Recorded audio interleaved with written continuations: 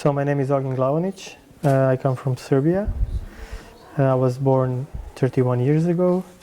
I studied film and TV directing at the university in Belgrade called Faculty of Dramatic Arts. You have different film-related and theater-related departments there. So my studies lasted for 4 years. During those 4 years, you shot a lot of films, documentaries, TV work. And after those 4 years, during which I made only short films, I was actually more interested in fiction film. When I graduated, which was 6 years ago, I started working on my first feature-length fiction film, which will be called The Load, and which is about a similar subject as the film you saw. And during these 6 years, I'm still trying to produce it.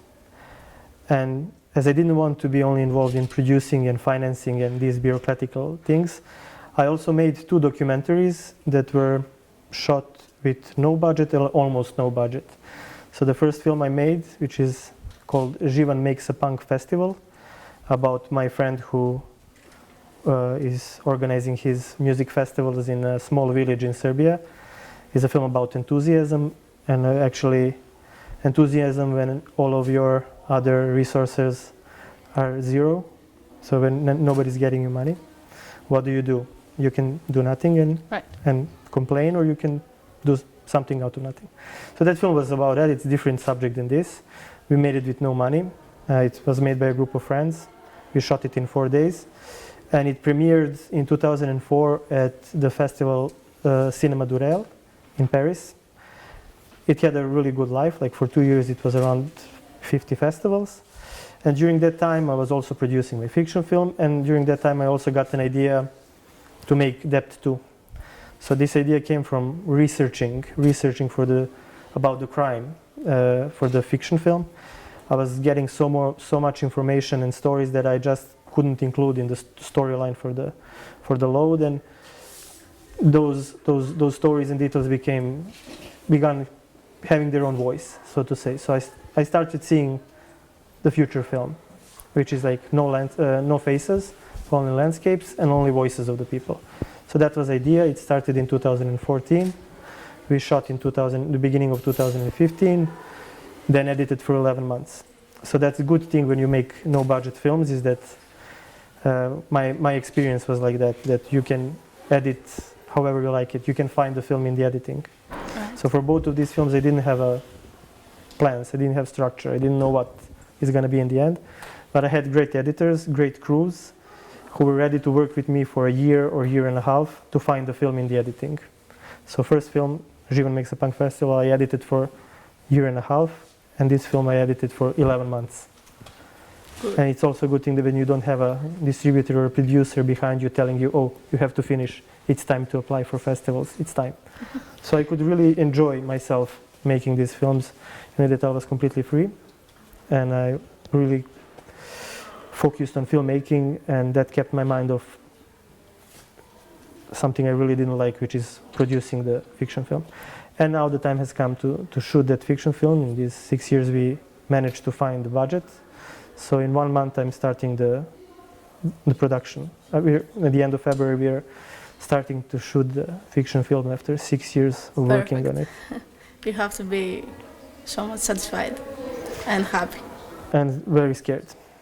I'm very, it's mixture it's natural. It's mixture of happiness and nervousness and panic and being really, really scared of what will be the example. Absolutely. What will happen with it?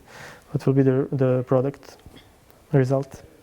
Actually, I would like to ask you, based on the fact that you didn't use faces, you only used landscapes, scenery of nature, and I would expect that maybe you could use faces for your testimonies, that they were included. So was that on purpose, and why was that? Because I think the face takes you out of that special atmosphere you can create with landscapes. I think that the face can be something that's really, even though it has its own story, I would like to use the face of the people when they are silent. So I wouldn't mind using the face if you just see the people and you don't hear it. But when you hear them speaking this stuff and then you see them and they also show you emotion with their face, like that they are scared, that they are crying. It's too much information. It's too much. It's a one more layer of sentiment across something that's already there. And for me, that was, I didn't want to, as I said, I wanted to really treat the audience as someone who is smart, so someone who can create their own images. And for me also, like when you see a face, I also believe that people are easily influenced by human face. So you can say, like, you can see the woman and you can think, oh, she really looks like this or like that. We can see the people who are speaking, like the perpetrators, and see and tell, oh, they really look like they. I really didn't want you to think like, oh, I hate how this person looks, or I like how this person looks. I like how it looks, so his story is less dramatical, or her story I will like the most. I didn't want to make it into competition. Right. So you presented a tragedy, actually, and I think that it's pretty difficult for Serbian people to discuss about this. Do you think that, you said that your film, it was very successful in some of very most popular festivals. So what do you think that was the impact of your film in the Serbian people? Actually, the reaction of Serbian people, and now I'm speaking about Serbian people who saw it at the screenings, was really great. We didn't have any problems.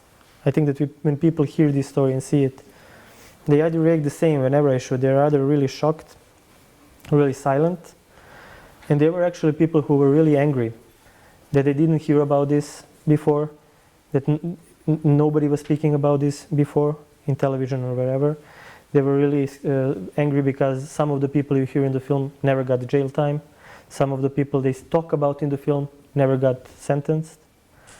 So they really started, I think they really reacted in a way I was hoping to react, which is like to be more reflective and more critical about those people who basically hijacked the whole idea of a nation.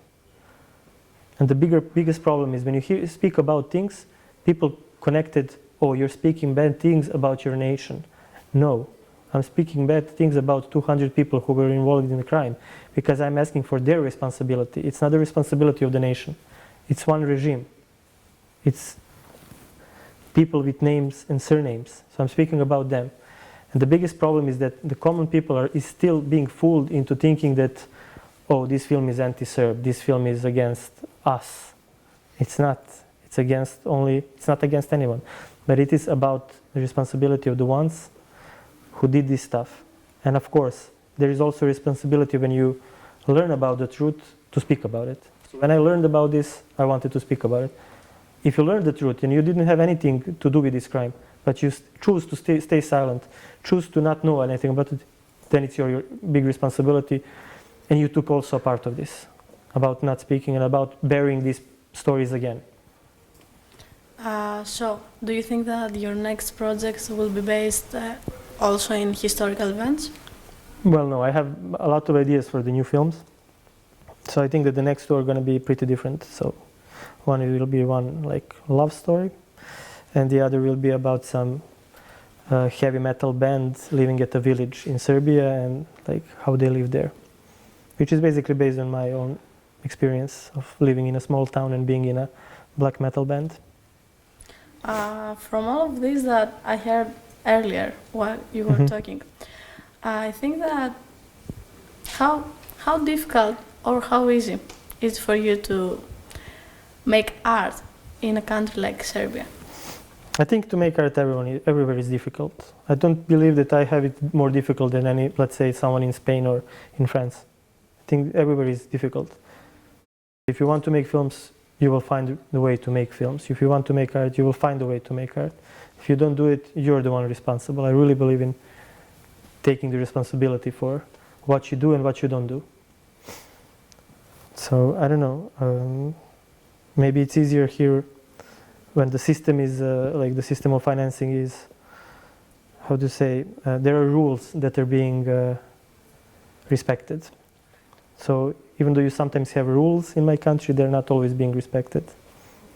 Maybe that's the problem. But it's not a problem of creation, it's a problem of production. And I think that the production and creation are in conflict. And that's the biggest conflict, like creation and production. It's two different things. How did you do to shoot facts from which it remains no picture? And did you want to shoot in some way the ghost of this fact? So what I wanted to show is that you have places where crimes happened and you have no monuments at them. So there is no signs that anything happened there. I was hoping that when I come to those places to shoot, I will catch something that maybe an eye cannot see, but it can stay in camera.